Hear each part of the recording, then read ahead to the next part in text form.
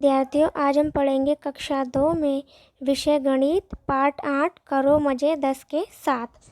तो देखो यहाँ लिखा है, मेरी मदद करो अंकल, मैं 18 रुपये की पेंसिल खरीदना चाहता हूँ। मेरे पास सिर्फ 10 के नोट हैं और 1-1 रुपये के सिक्के हैं। मैं आपको कितने नोट और सिक्के दूँ? तो देखो 18 रुपये का मतलब है 10 रुपये का एक नोट और 1-1 रुपये के 8 सिक्के, ठीक है। 35 रुपये के लिए मुझे कितने नोट और सिक्के देने होंगे? तो तुम मुझे 3 10 रुपये के नोट और 1 रुपये के 5 सिक्के दो। अच्छा अंकल, अरे मुझे ये बताओ कि तुम्हें कितनी पेंसिल चाहिए? एक भी नहीं। मेरे गृह कार्य में मेरी मदद करने के लिए आपका धन्यवाद। देखो यहाँ क्या लिखा है, बिना अंकल की मदद से क्या तुम यह कर सकते हो? इन चीज़ों के लिए तुम्हें कितने 10 रुपये के नोट और 1-1 रुपये के सिक्के चाहिए? चित्र बनाओ। तो देखो यहाँ 20 रुपया दिया गया है, तो 10 रुपये की 2 नोट होनी चाहिए, ठीक है। अब यहाँ 32, तो 10 रुपये की 3 नोट और 1 रुपये के 2 सिक्के। अब यहाँ लिखा है 55, तो 10 रुपये की 5 नोट और 1 रुपये के 5 सिक्के। अब यहाँ लिखा है, इन नोटों और सिक्कों को मिलाकर कितने रुपये होंगे? तो 30 रुपये दिए गए हैं यहाँ पर। तो देखो यहाँ पे कितना लिखा है, 10 20, ठीक है, 1 2 3, तो ये 20 21 22 23, इसी तरह से यहाँ पर गिनकर ये सभी को लिखना है। अब देखो यहाँ क्या लिखा है, अभ्यास का समय।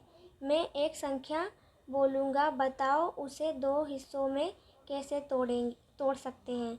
अच्छा तुम बताओ, मैं करता हूँ। 64 + 4 और 20 + 5।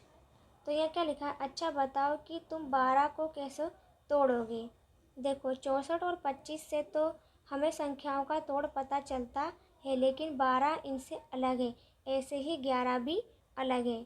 यह क्या लिखा है, आप इनको तोड़कर लिखने की कोशिश कीजिए। जैसे कि 12 बराबर तो 10 + 2, 19 बराबर तो 10 + 9, इस तरह से आपको लिखना है। अब तुम इन्हें लिखो और ज़ोर से पढ़ो। तो 27 तो बराबर 20 + 7, फिर इसी तरह से 31 दिया है तो बराबर 30 + 31। इन संख्याओं को आपको तोड़कर लिखना है। जैसे कि 50 तो 50 + 4, ठीक है।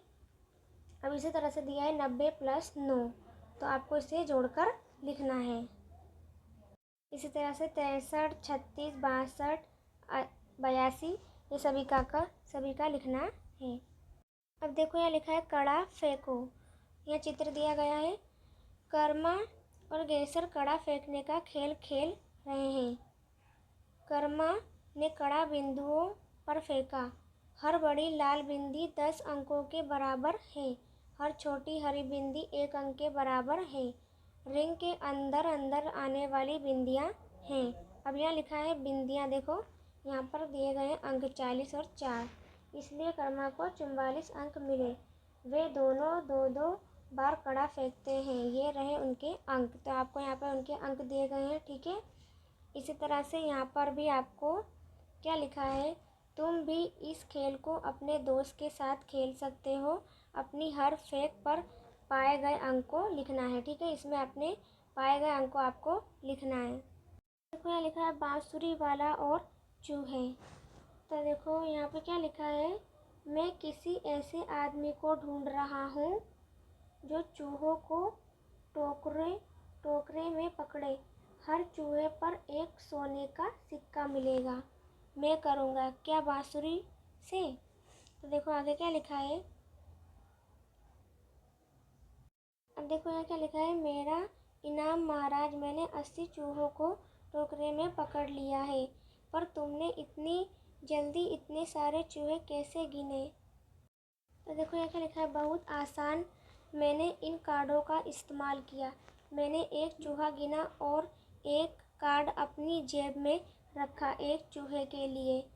तो 2 चूहों के लिए कितने चूहों के लिए होगा? तो देखो यहाँ क्या लिखा है, जब मेरे पास 10 कार्ड हो गए तो मैंने उनके बदले में अपनी जेब में यह कार्ड 10 रखा लिया था।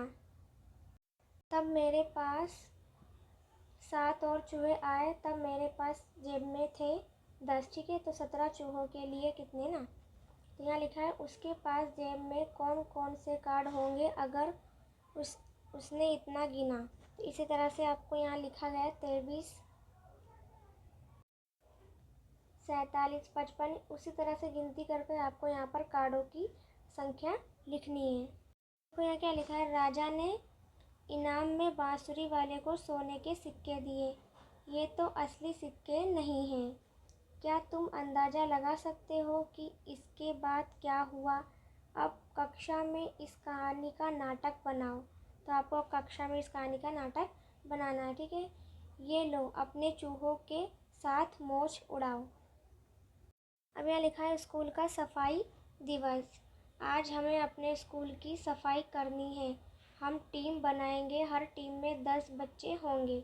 हमारी टीम सबसे अच्छी सफाई करेगी। चलो चलो घिसो मलो। हर कक्षा में बच्चों की संख्या इस तरह से है।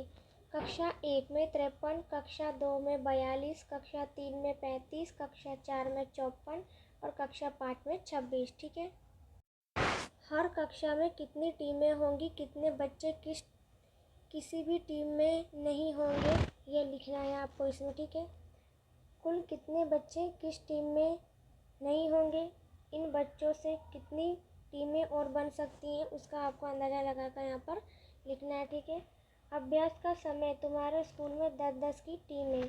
पता करो तुम्हारे स्कूल की हर कक्षा में कितने बच्चे हैं।